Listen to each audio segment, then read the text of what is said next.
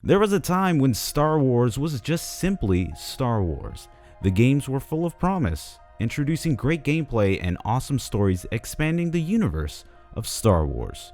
While the Disney train has essentially ransacked some of that promise, Aspyr took it upon themselves to re-release the critically acclaimed Star Wars Jedi Knight 2, Jedi Outcast, allowing a new generation of Star Wars fans to experience a bona fide classic, bringing the gripping story of Kyle Katarn on the go or enjoying it in HD.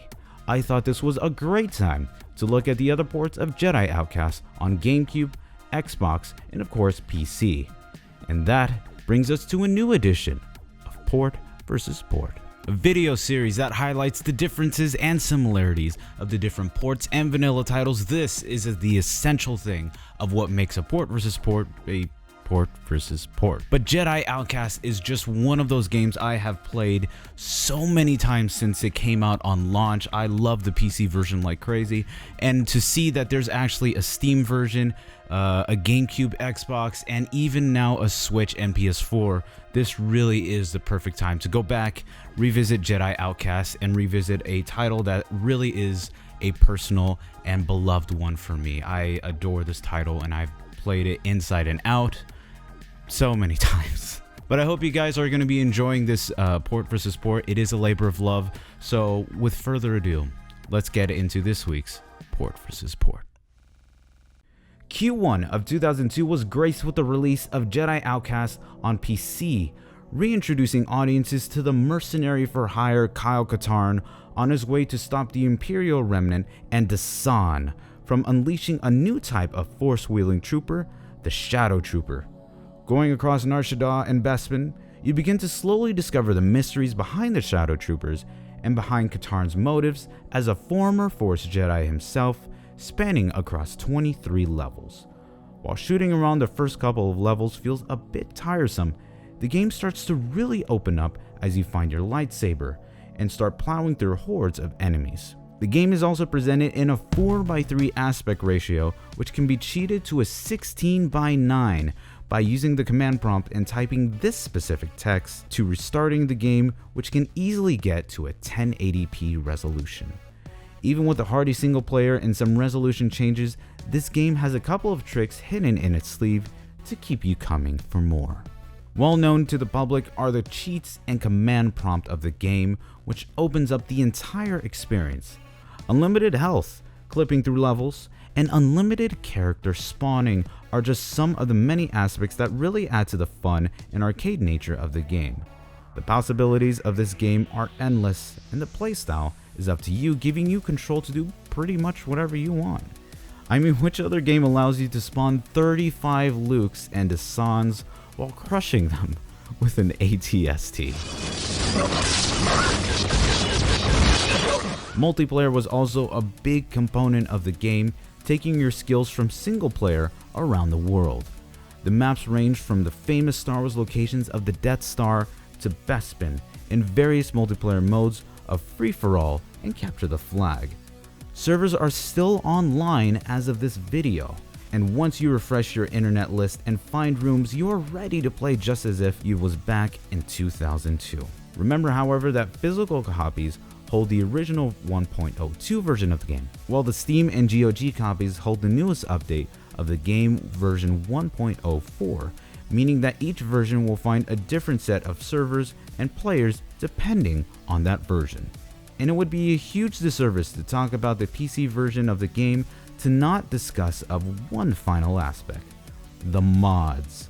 Mods have always been a staple in Jedi Outcast, changing models and textures, but there are still mods being made to this very day, with the latest mod posted on October 10th of 2019. JK Hub is a great resource that allows you to find everything from mods to server details on both versions 1.02 and 1.04, getting you back into the swing of things of being a Jedi around the world.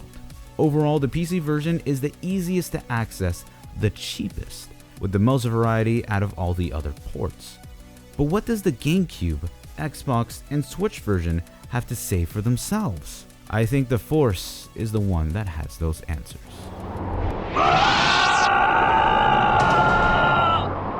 The Gamecube and the Xbox versions were released on the same day at the end of Q4 2002.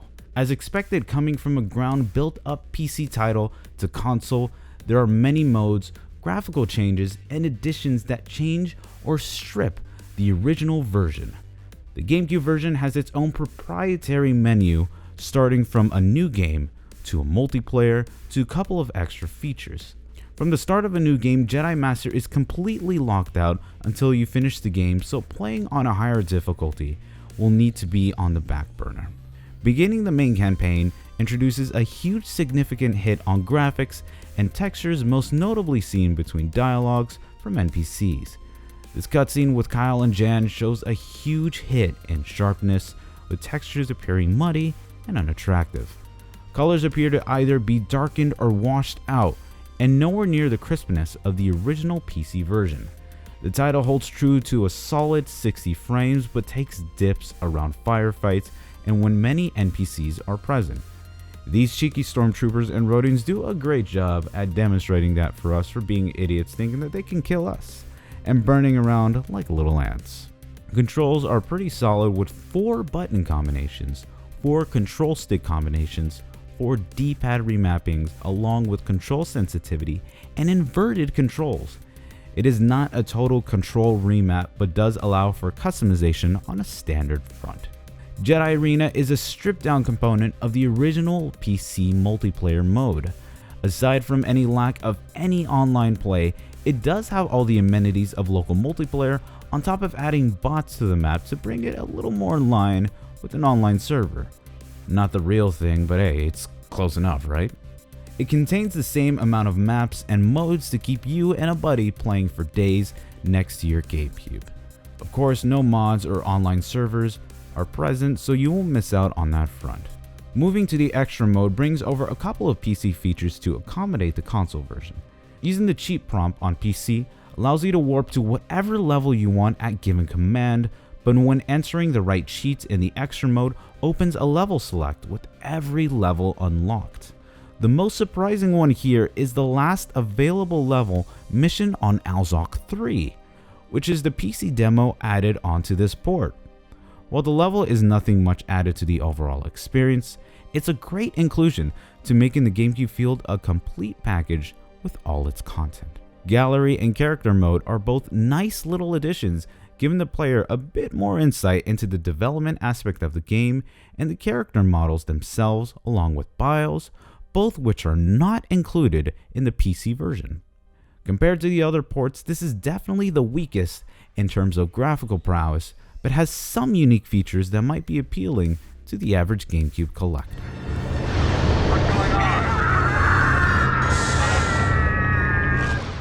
If you thought the Gamecube version was chunky, wait till you see the Xbox version, which is the exact same thing. Well, to a degree. As you would expect, the Xbox version runs the console version a bit better than on Gamecube. Textures are a bit cleaner, cutscenes are not as grainy as on the Gamecube, and levels load a bit faster. Multiplayer is just about the same as on the Gamecube, as well as on previous extra features mentioned. As much as I would like to go in depth on this port, there really isn't that much other than to restate what was previously mentioned about the Gamecube version. This is almost entirely a verbatim copy, except it is running on better performing hardware. Take a look at this quick comparison on the Doomgiver to a pacing Kyle illustrates a slight upgrade over the Gamecube, but not over the PC. If you want a slightly cleaner appearance and a better performing Gamecube version, this is the version. Revealed as one of the most obtuse titles on the Switch in the last Nintendo Direct, Aspyr dropped Jedi Outcast last month as a digital download as well as for PS4. Today we'll look at the Switch version, which is essentially the same as a PS4 port, excluding some texture details. Minus a couple key features, this is the first time the entire PC experience has been ported over to console without much compromise in graphics and FPS. The same also goes for undocked mode for the Switch, which is reaching about the same quality as docked. This really isn't a surprise since a 2002 game of over 600 megabytes on PC should be pretty simple to run on a mobile GPU. As you can see, the gameplay looks almost identical to the PC version, if not the same, and a huge step up from both the Gamecube and Xbox version. I have noticed, however, textures are not at the highest settings, as you can see, and the stitching of Kyle's clothing is more apparent on PC than on the Switch. The Switch PS4 port also uses the HD resolution trick to bump up the game to proper specs, however the HUD feels a bit stretched to my eyes. Little nitpicky, but I noticed the camera is also zoomed closer to Kyle than on the PC for unknown intents and purposes, but it is worth pointing out. Venturing into the features, all difficulties are unlocked, and load times are a bit longer than on PC. This pretty much looks exactly how you would expect this port should be. Some compromises were also made to adapt the other PC experiences onto console. Cheats make a return in all their glory by activating this button combination to the pause menu or main menu of the game. This should activate the cheat menu, letting you pick and choose of these cheats along with a full level select built in. Apologies for sounding very nitpicky, but aside from these cheats, there's no other way any of the other major cheats could be implemented due to the use of the command prompt. So that means no AT-ST spawn, no Jedi mind trick control, and no famous G-Saber realistic combat, which is my favorite cheat in the entire game for obvious reasons. The controls for Outcast will present a new annoyance with no options to remap, change different layouts, or anything of the sort. While the default controls do an adequate job, this feels like a missed opportunity for a remap, and hope that Aspire changes this with a future update. Aspire is loud and clear with any solutions to the problem that fans might have, recently releasing a patch allowing for inverted access controls, so thank you guys for adding that update. Aspire has also decided to exclude multiplayer entirely, so no online play exists in any capacity. The announcement of Jedi Academy in 2020 with full online play does offset this feature and is a smart decision considering Academy introduces saber combinations, character models, and new modes Outcast does not contain in base game. The Switch version is exactly what I expected it to be, a full PC port, minus one or two key factors, but glad to have a great running title on a console and on the go. My sincerest thanks to Aspire and their team for porting such a lovely classic on new hardware, and looking forward to Jedi Academy in 2020 and doing a port versus port once more. You know, it's quite amazing to see how this beautiful little handheld can take one of my favorite PC games, and I hope many others too, on the go, instead of lugging around a laptop that's a lot heavier than it really should. But even then, some people might want to lug around a console, and I completely get it. That's why we're going to be doing a comparison of each of the different versions, the Xbox, GameCube, PC, and Switch, and see which one works for you by putting the direct gameplay in front. A little classic port versus port thing that I always love to do. Keep in mind though, when it comes to Star Wars, music is copyrighted, so I can't really showcase that. But I hope you guys love royalty-free synthwave, something that we can all vibe to together.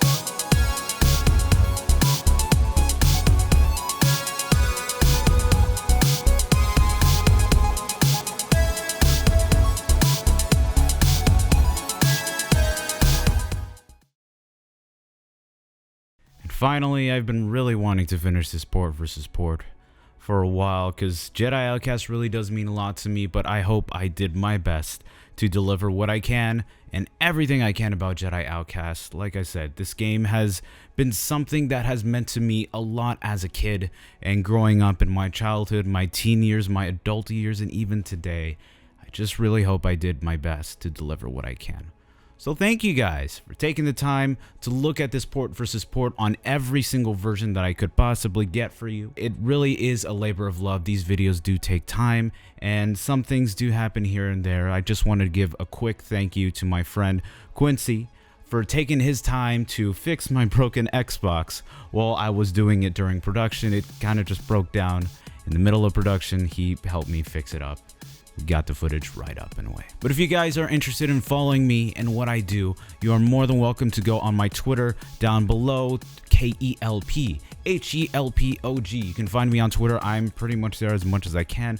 And finally, you can find me on Twitch. I stream as much as I can, and I now officially do production streaming videos. If you want to see how I edit, do my audio production, do my gameplay recording, do everything of that, how I really put these videos together, you guys can see how I do it on Twitch.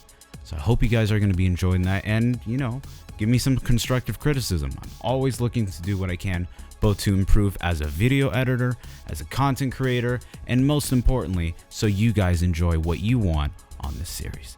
Thank you guys for really taking the time to look at this beautiful version on this beautiful console and every other console.